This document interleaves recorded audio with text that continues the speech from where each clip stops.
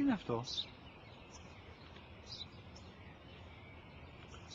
Ένα σπουργίτη.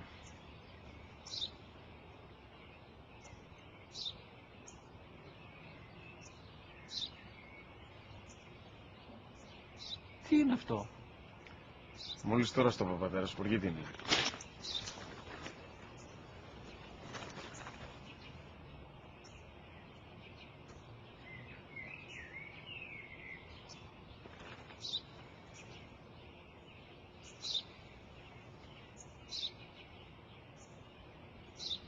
Τι είναι αυτό?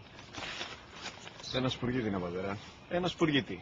Σπου-γι-τι.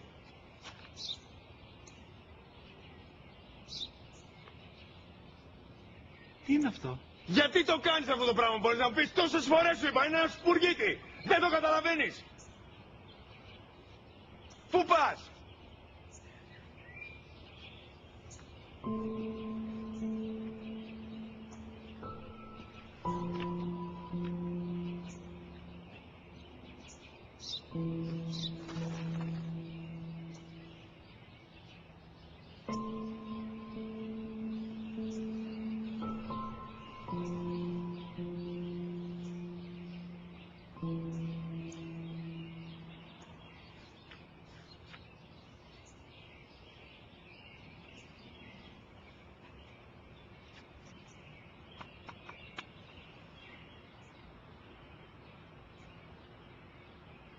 Δυνατά.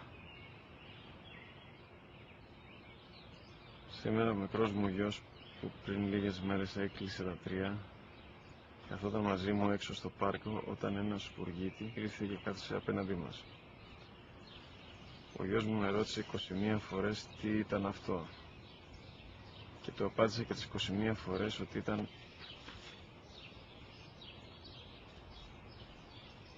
ένα σπουργίτη. Τον αγκάλιασα τρυφερά και τις 21 φορές που μου έκανε την ίδια ερώτηση ξανά και ξανά, χωρίς να εκνευριστώ, νιώθοντας στοργή για το αθώο μου αγοράκι.